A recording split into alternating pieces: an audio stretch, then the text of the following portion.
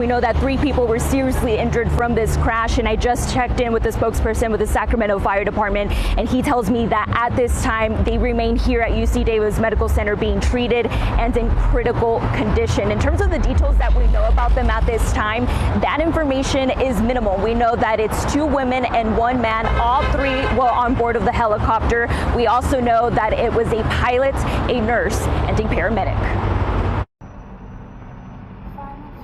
Dramatic video obtained by Fox 40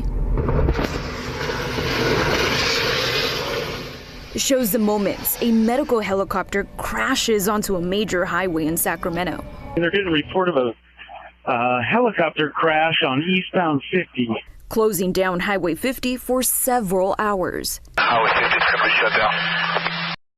And creating a major traffic backup Monday night. The crash occurred in my neighborhood. The helicopter came down about 1,000 feet from my front door. Scott Miller says he wasn't home at the time, but heard the news right away. In that area, in that neighborhood, the freeway would be one of the better places to go. He's also an aviation professor at Sacramento City College and a pilot with decades of experience in the industry.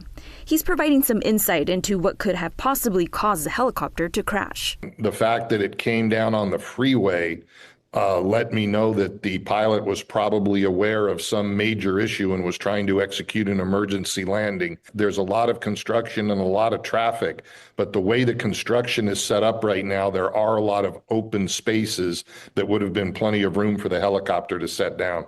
Sacramento fire officials confirmed no other cars were involved with the crash, and aside from the 3 seriously injured victims aboard the helicopter, 92 and 5, I have 3 victims still conscious.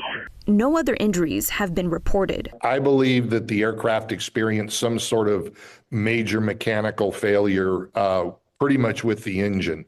Because of the fact that the helicopters came down under control, that tells me the rotor system and the tail rotor were still functioning normally. Miller adds this was a single-engine helicopter and says a key part of its design came into play during the crash and is likely what didn't cause a fire. Well, this particular helicopter is equipped with a fairly new device, what's known as a crash-resistant fuel tank.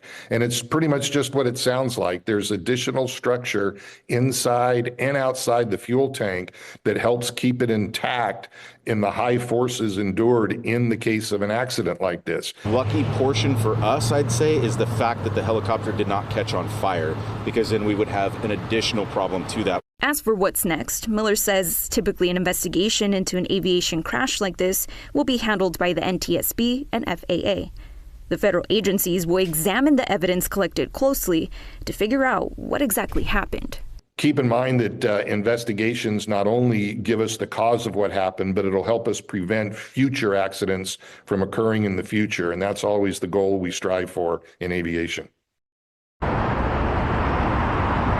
And again, all 3 people injured in this helicopter crash remain here at UC Davis Medical Center in critical condition. Now, Sacramento fire officials say that their crews responded as quickly as they could. Eric, if you remember last night, all the traffic backed up for miles. Now, that's an obstacle that first responders were also facing, but they were able to load the 3 patients into the ambulance and transport them to the hospital, all within 20 minutes. Of course, this is a story that's going to continue to develop, and we'll bring you the very latest. We're live in Sacramento covering local news that matters. Kimberly Cruz, Fox 40 News.